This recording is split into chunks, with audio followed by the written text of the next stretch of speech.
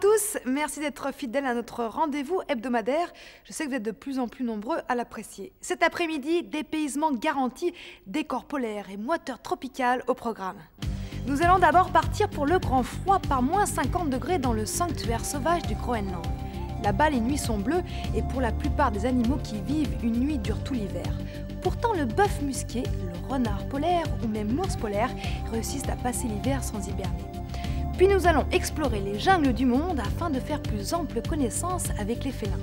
Nous allons côtoyer des tigres, des lions, des pumas et des jaguars.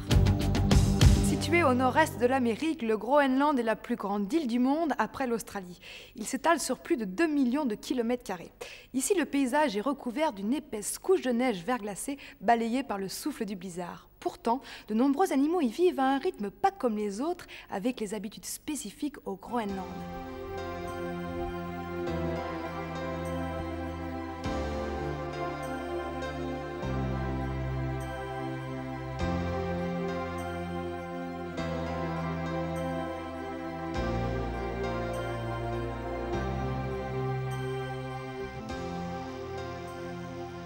L'apéritif de la grande aventure polaire, c'est un grand verre d'eau on the rocks.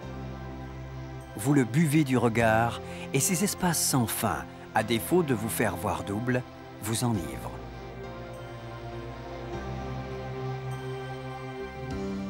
Le sanctuaire sauvage du Groenland s'étend sur 2 175 000 km². Et seuls ceux qui ne savent pas compter peuvent s'élancer sans vertige à sa conquête.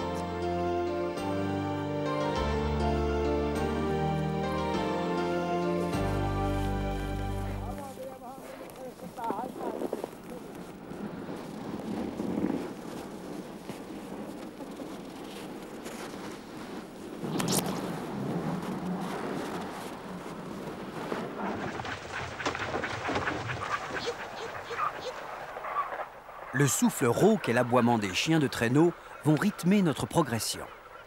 Ils donnent à notre expédition des allures sonores de voyage frénétique qui contrastent avec la somptueuse indifférence glacée du paysage.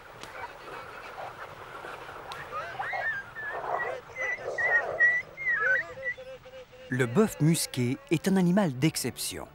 L'hiver arctique plonge en hibernation au fond des terriers la plupart des animaux. Lui, stoïque et droit, massif et tranquille, défie les colères froides de Dame Nature et le venin glacé de ses morsures mortelles.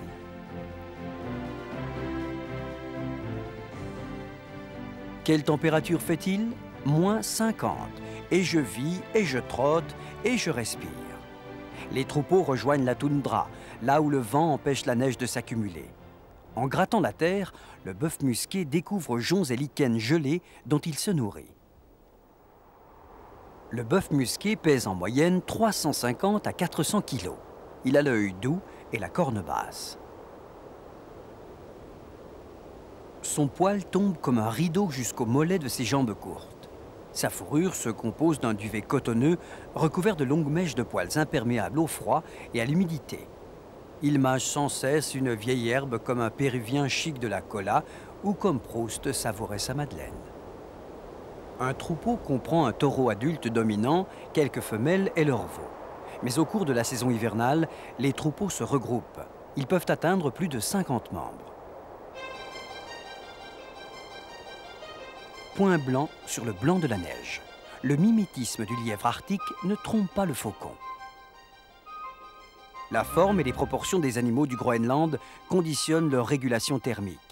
La quantité de chaleur dissipée par radiation au niveau de la peau dépend essentiellement de la surface de leurs pattes et de leurs oreilles. Les animaux polaires sont diplômés en économie d'énergie. Les ailes de ce rapace battent d'appétit devant ce lièvre qui fait des bonds sur une neige plus grise. Seul mammifère terrestre répandu dans tout le Groenland, le renard polaire est dans tous ses états. Le lièvre lui a posé un lapin. Une deuxième chance s'offre à lui. Il faut faire vite avant que le canard ne s'envole.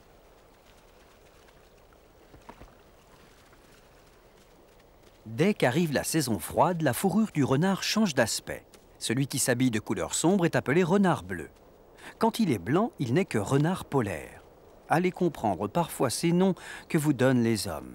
Bleu ou blanc, qu'importe. À l'heure de la reproduction, le renard ne fait aucune différence. Bleu ou blanc, il aime, un point c'est tout. Mais ces mélanges de noms n'ont jamais changé la couleur de ses petits.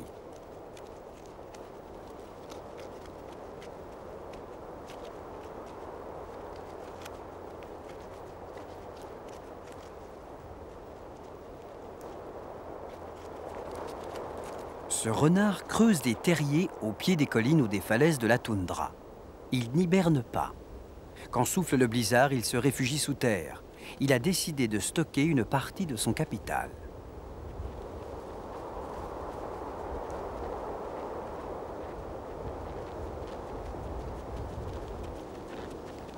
Mais personne au Groenland, pas même un filou, n'est à l'abri d'un plus malin que lui. Dans ce sanctuaire sauvage au dépouillement extrême, difficile de jouer à cache-cache. Courageux explorateur de terres nouvelles, le renne a traversé les siècles et les continents avec l'aisance d'un passant changeant de trottoir.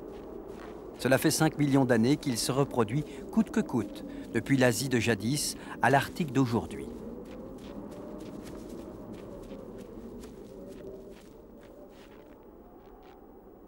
Pour se défendre contre les prédateurs, les bœufs musqués se regroupent en rangs serrés. Chacun d'entre eux devient le rayon d'un cercle et ce cercle se hérisse de cornes. Les phalanges romaines de l'Antiquité n'ont rien inventé.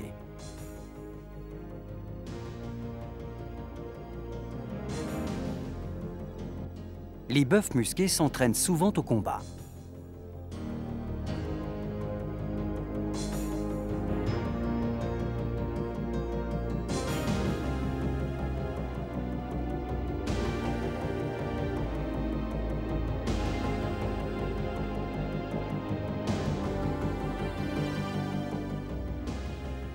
Le sanctuaire sauvage du Groenland comprend 7 espèces d'animaux terrestres. Le bœuf musqué, le lemming, le loup, le renard, le lièvre, l'ours et le renne. Durant l'hiver, ce dernier perd jusqu'à 25% de son poids, soit près de 50 kilos.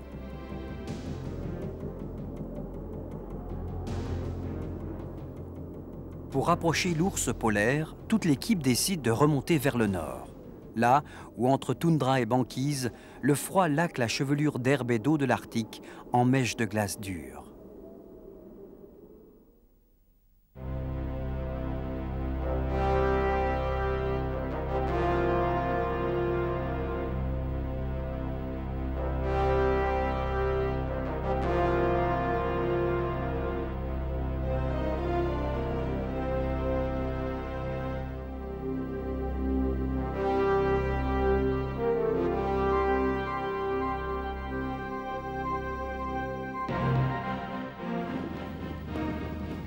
Changement de moyen de locomotion. Contre la glissade, on n'a pas fait mieux que ces bonnes chenilles collant au sol verglacé. Nous voulons rencontrer le seigneur de l'Arctique, l'ours polaire.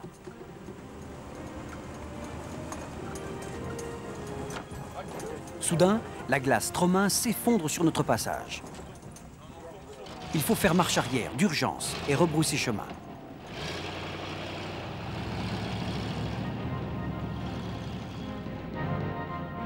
Ils viennent face à moi.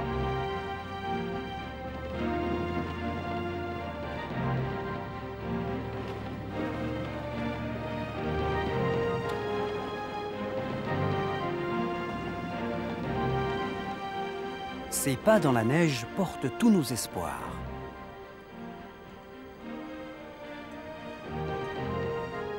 Yves repère un mâle superbe. Réveillé par notre arrivée, engourdi par l'indolence, il tarde à se relever. Il faut continuer la filature à pied. L'ours polaire a des grâces étranges de jouet en gélatine. Il semble mou. Il se traîne et traîne ses muscles apparemment inaptes à la raideur.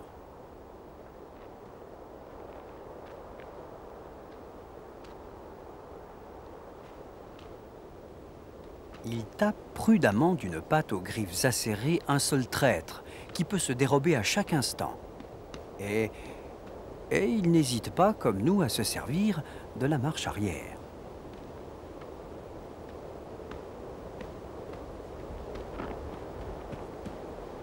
Ses yeux, toujours en éveil, sont protégés de l'intensité lumineuse de la banquise par un opercule protecteur. C'est un polarisateur de lumière. Arrivé en Amérique du Nord par le détroit de Bering, il y a 100 000 ans, l'ours polaire, à l'origine brun, a changé de robe pour célébrer en blanc ses noces avec la terre du grand froid. Grand chasseur de phoques, l'ours se met régulièrement au régime poisson. Personne ne lui contestera la fraîcheur de sa prise. L'ours polaire est bien le seul à ne pas avoir les yeux plus grands que le ventre. Son estomac peut en effet absorber plus de 70 kg de nourriture. Mais en d'autres circonstances, il est capable de jeûner pendant plusieurs jours ou de se contenter de quelques poissons aussi vite avalés que pêchés.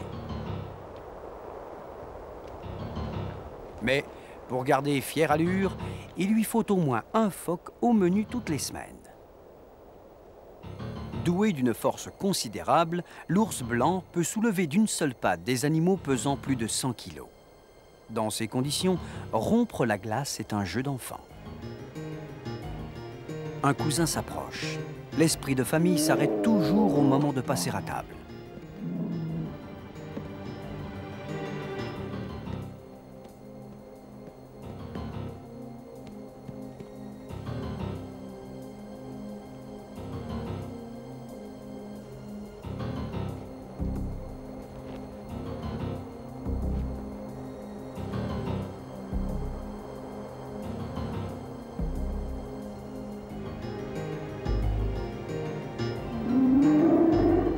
Le visiteur se fait de plus en plus pressant. Que veut-il? Se battre ou s'amuser?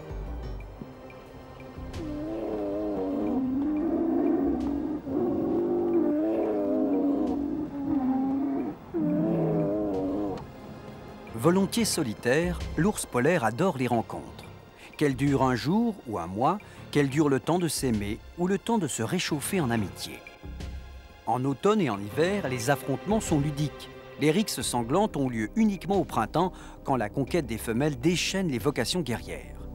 Sur la mer de glace, 2 poids lourds de 500 kg, mesurant plus de 2 mètres sous la toise, dansent. Ils ne font que jouer. Jouer, c'est le miel des ours polaires. Notre approche devient de plus en plus délicate. Notre guide s'est emparé de son fusil. Il protège notre progression. Un envol de perdrix des neiges salue notre présence. Nous nous serions bien passés de leur bruyante dénonciation. Heureusement, l'ours blanc n'a rien entendu. La masse musculaire de l'ours polaire, ses longs déplacements, le froid et sa vitalité joyeuse brûlent son énergie aussi vite que bois dans une cheminée. Il doit récupérer très souvent. Quand le sommeil le saisit, l'ours polaire s'effondre brutalement. Sans crier gare, KO, entièrement soumise à la fatigue. À cet instant crucial, tout est prétexte à édredon. Un glaçon est son matelas et sa fourrure, sa couverture. Pour ne jamais avoir froid, au plus fort d'une tempête de neige, la recette est simple. Disposez d'une couche de graisse de 10 cm d'épaisseur. Recouvrez-la d'un poil court et dense, la bourre. Puis nappez d'un poil plus long, le jarre. Chaque poil sera creux et il va capter les rayons ultraviolets du soleil et les canaliser vers votre épiderme. C'était le conseil de l'ours, démonstration en cours.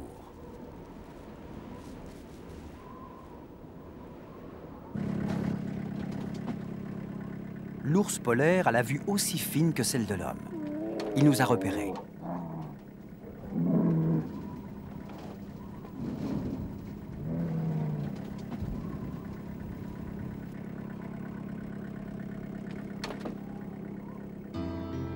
Deux perdrix des neiges ont trouvé des bourgeons sur les branches.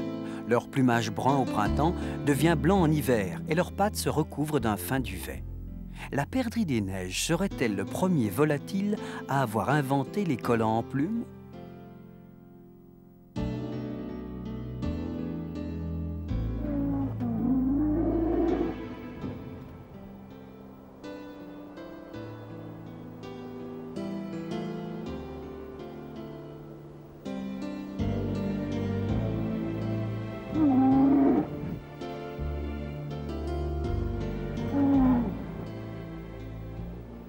L'heure n'est plus au jeu. La cour de récréation est aussi un territoire. Son propriétaire va se charger de rappeler bruyamment ses droits. 2, ça va, 3, c'est trop.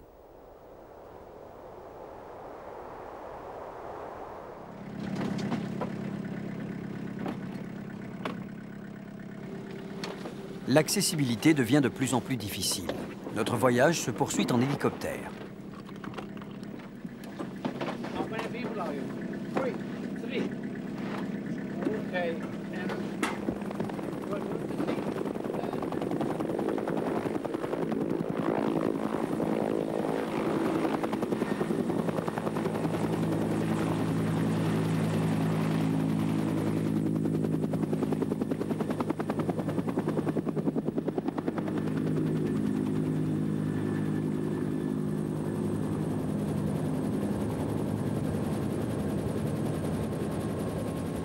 À l'intérieur des terres, nous survolons un troupeau de bœufs musqués attirés par la recherche de nouveaux pâturages.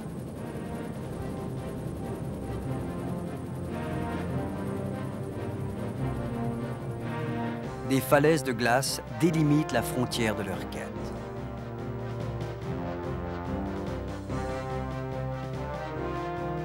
Découvrir la silhouette d'un animal crayonné sur la neige est toujours un événement. L'hiver venu, les ours émigrent vers les banquises pour chasser le phoque.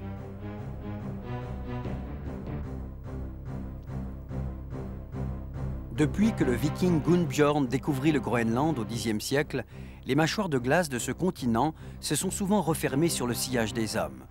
Seule la foi ou l'inconscience a permis d'explorer le moindre recoin de glace. Dans l'Arctique, ce continent plus grand que l'Europe et la population inférieure à celle de la France, la pérennité de la vie végétale et animale est un pari constant, constamment précaire. Dans la valse des visages des explorateurs qui se sont succédés ici, l'un des plus célèbres est celui de l'Américain Peary. Il fut le premier à atteindre le pôle Nord en compagnie de son serviteur noir, Henson. Mais parcourir le cercle polaire n'exclut pas l'envie de se retourner sur les jolies filles de la banquise. Voici le résultat de ses amours, ce magnifique Inuit, petit-fils d'un noir américain.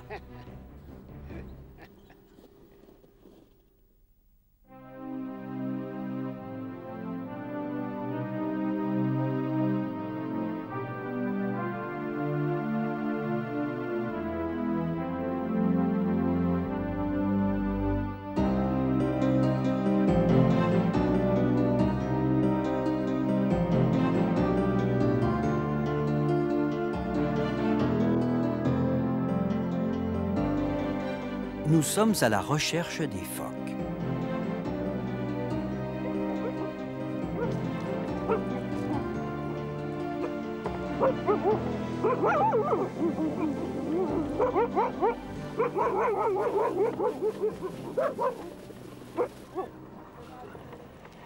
Nous décidons d'installer notre bivouac sur ce charmant terrain de camping. Nous allons attendre qu'un phoque daigne se montrer. Sous la banquise, certains phoques creusent des trous. Chaque phoque constitue un réseau de trous de respiration peu éloignés les uns des autres. L'esquimau et le phoque, c'est une vieille histoire de prédateurs. L'approche des phoques dites sur glace polie est un art de grand chasseur. Il faut retenir sa respiration et éviter le moindre geste brusque. Certains Esquimaux n'hésitent pas à imiter le croassement du corbeau, ce familier des trous à phoques, pour tromper leur proie. Il faut faire preuve d'une patience qu'aucun chien du Groenland ne possède.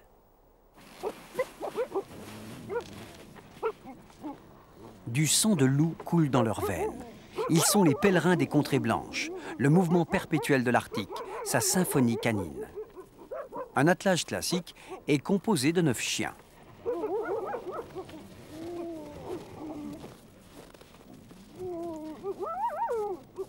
Dans tout attelage, il existe un chien de tête.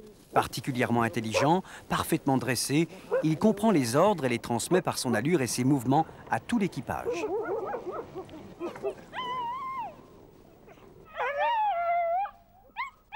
Dès l'âge de 4 mois, les chiots commencent l'apprentissage de leur métier de chien de traîneau. Ils sont attelés aux côtés de leur mère. Tous les soirs, les Esquimaux passent en revue les troupes. Ils leur coupent régulièrement les poils entre les doigts des pattes pour éviter l'accumulation d'aiguilles de glace et diminuer ainsi les risques de blessures des coussinets. Le Groenlandais est un chien batailleur. À l'heure du dîner, il retrouve ses instincts de bête sauvage. Il n'hésitera pas à planter ses crocs dans la gorge d'un importun pour se faire respecter.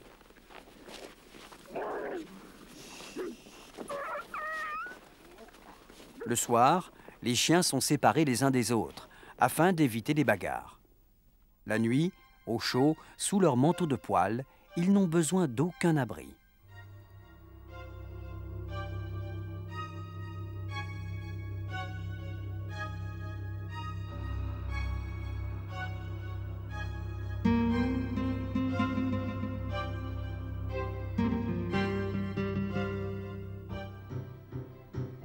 Une tête brune a surgi de l'eau, phoque à l'horizon.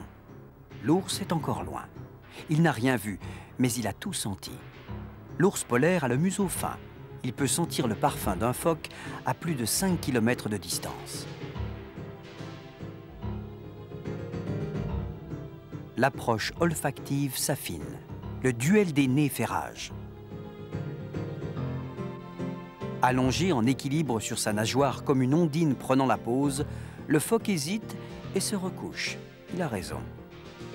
Notre ours aurait-il un instant de faiblesse? Non, ses narines reprennent l'histoire là où elle s'était interrompue.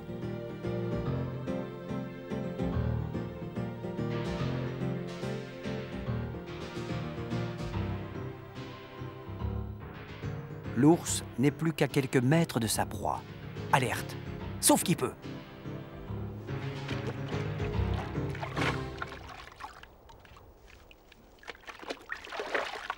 Et voilà comment on perd un bon repas. Oh, qu'importe. Philosophe, il va dériver sans crainte sur un gigantesque vaisseau de glace. Un ours va partir en croisière. Habile nageur, il pourra quitter l'embarcation quand l'aventure ne lui plaira plus.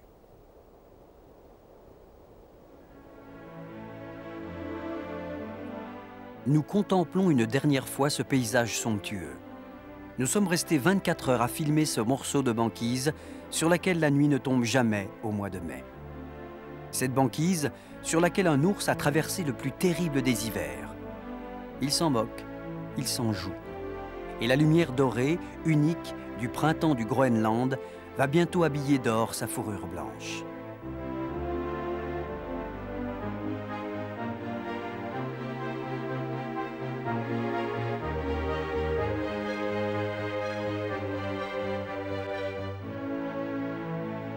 Dans l'immensité vide, ces grognements ressemblent à un cri de joie, à un défi à l'impossible. Il joue, il râle, c'est le Groenland.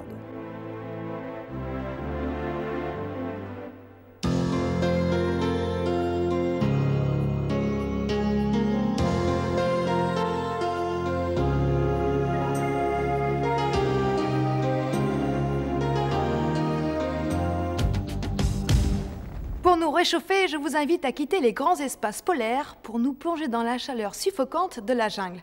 Depuis près de 35 millions d'années, les félins jouent un rôle essentiel dans le maintien des équilibres naturels. Leur prestige tient à leur efficace talent de prédateurs.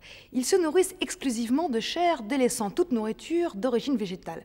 Mais ils sont surtout admirés pour leur beauté, leur fourrure et pour la grâce de leurs mouvements.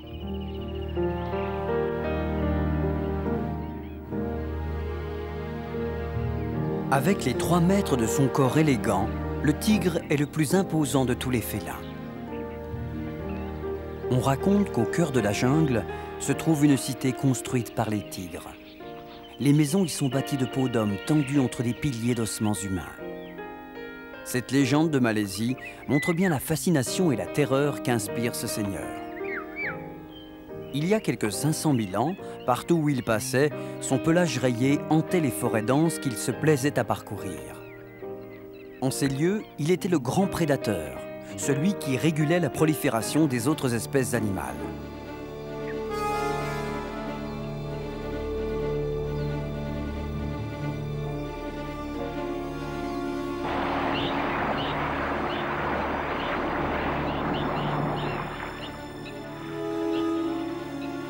le tigre du Bengale connaît une relative tranquillité qui lui permet de traquer ses proies en toute sécurité, il n'en est hélas plus de même pour son cousin de Sibérie, dont il ne reste que 350 individus. Animal des grands espaces, le tigre a toujours été en compétition avec l'homme. Au début du siècle, l'Asie comptait environ 100 000 tigres répartis de la mer Caspienne à l'île de Bali. Si jusque-là le combat restait équilibré, le XXe siècle a suffi à l'homme pour anéantir ce fauve.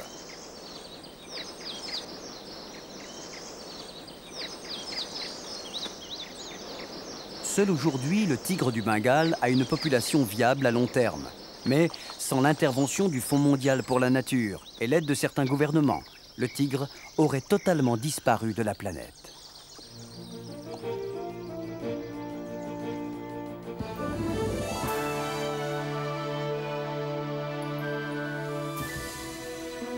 Connu comme le lion des montagnes ou craint comme le chat tueur de chevaux, il est aussi appelé tigre rouge ou cougar. En réalité, cet animal vagabond qui erre sur de vastes territoires est un puma. Principal prédateur du cerf, il est à l'affût et le moindre bruissement de feuilles attire son attention. D'un coup d'œil rapide, après avoir évalué les chances de réussite de son assaut, il se rue sur sa proie à une vitesse qui peut atteindre 80 km à l'heure. La puissance de sa musculature lui permet de terrasser des proies d'un poids 6 à 7 fois supérieur au sien. Comme le grizzly, le bison ou le loup, avec l'arrivée des premiers colons blancs, le puma a connu des heures difficiles. Tout était prétexte à éliminer ce dangereux mangeur de bétail. Aujourd'hui, les temps ont changé et on tente de comprendre un peu mieux la biologie du gros chat, dont on ignore encore le nombre précis de sous-espèces.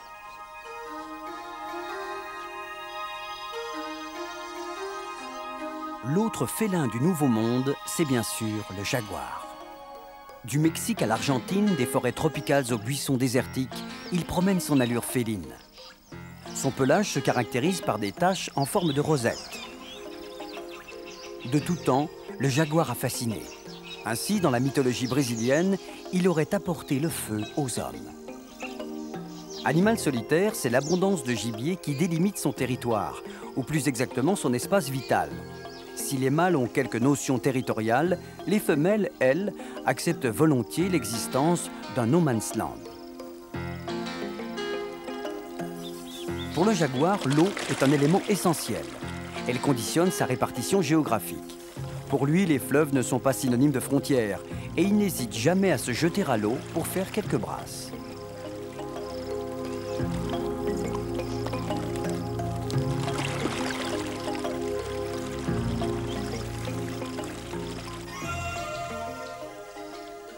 Lorsque vient la saison des amours, le jaguar oublie qu'il est ermite et l'espace de quelques jours, il se transforme en gros chat amoureux.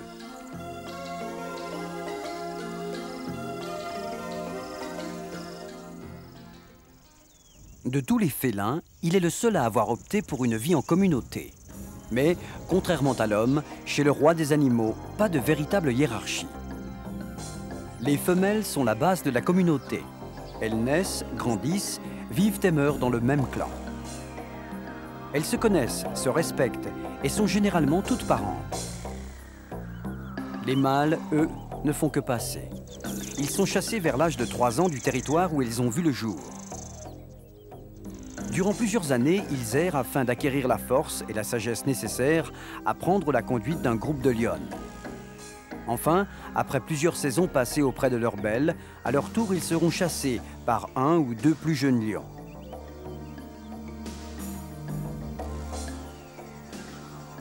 La vie de roi n'est pas de tout repos. Et si le lion passe une vingtaine d'heures par jour à l'anguille sous le chaud soleil africain, la saison des amours lui permet de justifier de son titre de roi des animaux. À cette époque, les femelles ont pour habitude de tomber en chaleur toutes ensemble. Et même s'il n'y a qu'un seul mâle pour tout le groupe de lionnes, il se doit de toutes les honorer. Après quelques rapides prémices, durant lesquelles la belle se fait désirer, les choses sérieuses commencent. Pendant une période qui s'étale de 2 à 8 jours, à la moyenne de 50 fois par jour, monsieur se doit d'honorer madame.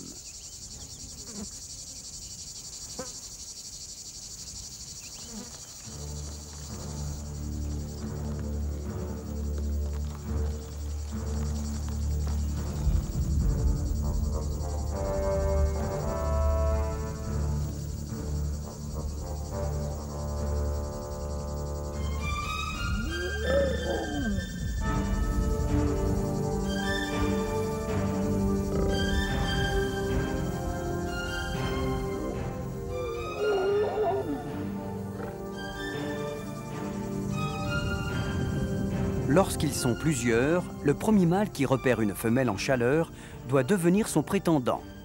Généralement, les différents mâles se répartissent bien la tâche, même si parfois, il est nécessaire de défendre sa place de premier venu.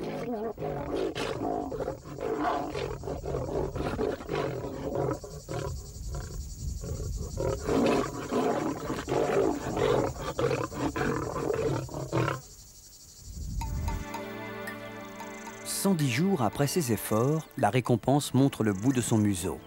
À l'écart du clan, chaque lionne prendra soin de dissimuler sa progéniture à l'abri d'un rocher ou d'un épais feuillage. Les lionceaux sont des proies faciles pour de nombreux prédateurs, et afin de s'assurer qu'ils ne seront pas dérangés, elle les déménage régulièrement. Au 15e jour, ils ouvrent leurs yeux et leurs premières dents de lait percent vers 3 semaines.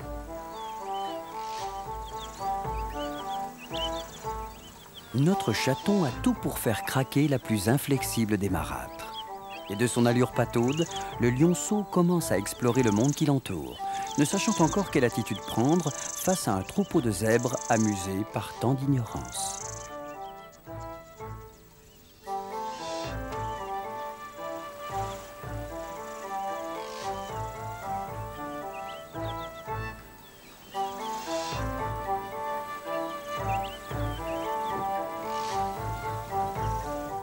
Durant ses premiers mois, auprès de ses semblables, il apprend quelques rudiments de vie. Découvrant parfois qu'être un futur roi, c'est faire preuve d'humilité lorsqu'un éléphant passe.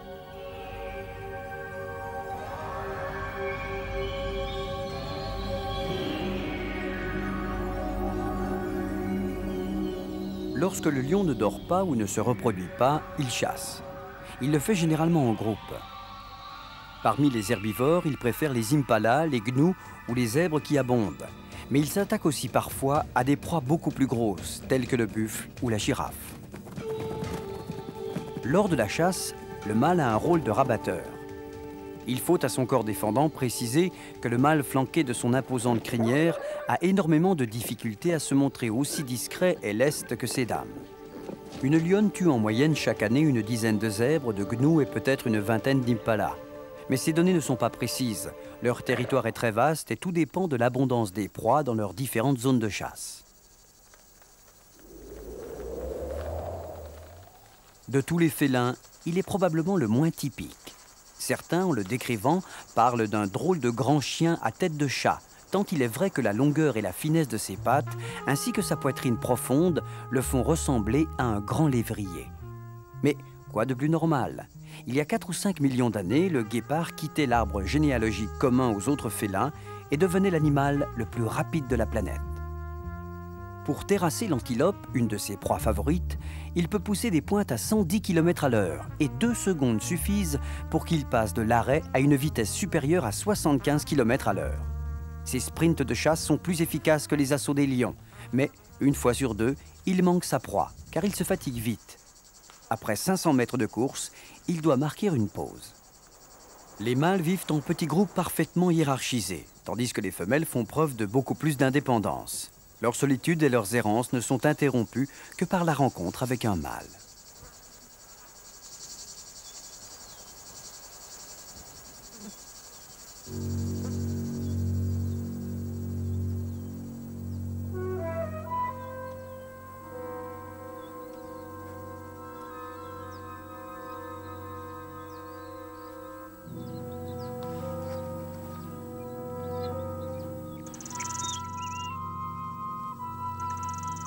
Durant cette période, il arrive parfois que le couple partage une proie, mais leur rencontre sera de brève durée, ne dépassant pas 2 jours.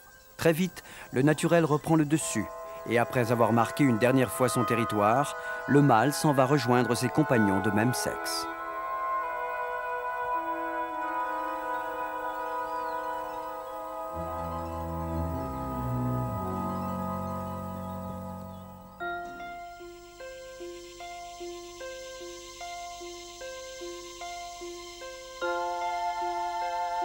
De son côté, la femelle accomplit son rôle de mère, élevant seule à l'ombre d'un arbre les 3 ou 4 petits que forme une portée moyenne.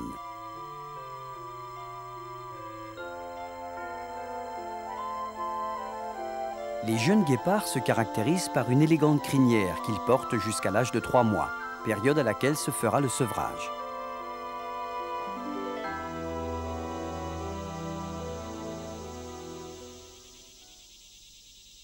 Âgés de 15 mois, ils deviennent autonomes.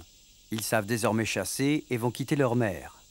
Malgré cela, la vie leur réservera encore des surprises. Comment ce jeune guépard s'est-il retrouvé dans une telle posture? Personne ne le saura jamais.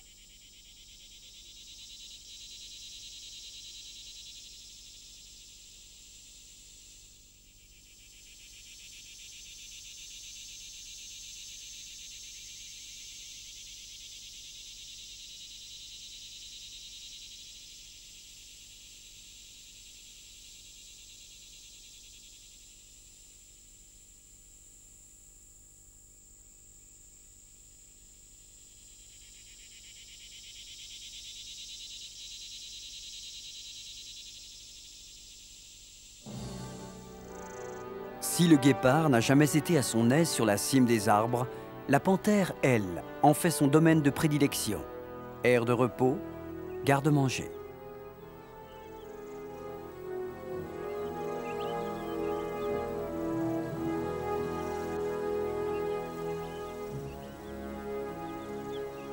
Image trop rare d'une splendide panthère en équilibre. Panthère insouciante qui, à une époque encore peu éloignée, pouvait se vanter d'être l'un des mammifères dont l'aire géographique était la plus vaste. Malheureusement aujourd'hui, comme tous les autres félins, elle tend à disparaître.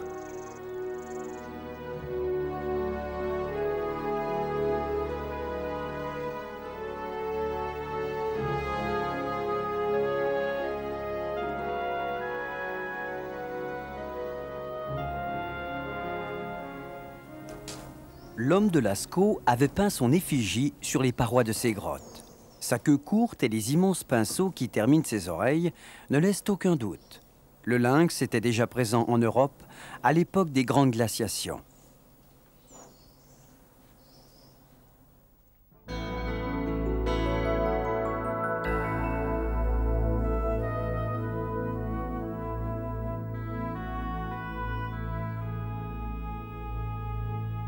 Chez le lynx, la femelle est une mère responsable, de celle qui élève seule ses petits.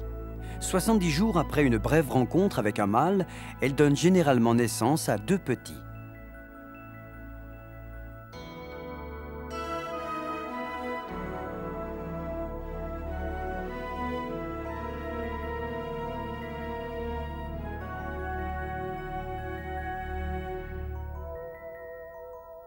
Totalement démunis, incapables de subvenir seuls à leurs besoins, il leur faut un soin constant. Pendant les premières semaines de leur vie, leur mère ne les quitte pas. Elle ne s'alimente pas, elle les allaite, les nettoie et les réchauffe au fond d'une tanière.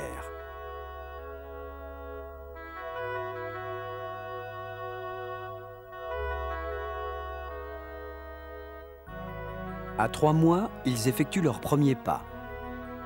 Très vite, la vie devient un véritable plaisir, mêlant repos, restauration et jeu.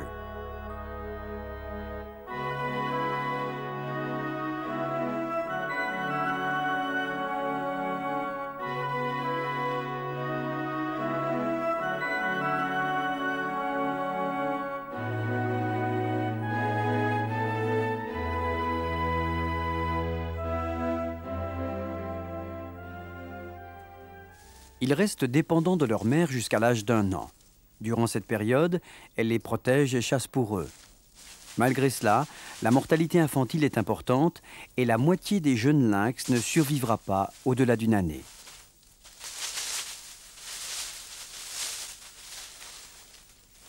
Comme l'ours et le loup, le lynx est un des derniers grands carnivores d'Europe.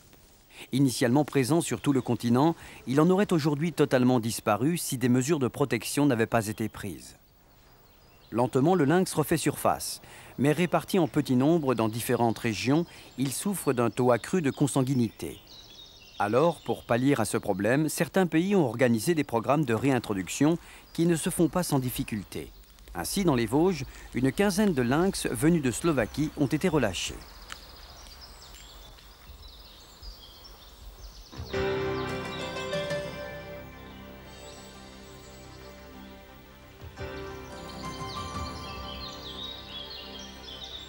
souhaitons à ce jeune lynx de connaître une vie paisible parmi les siens.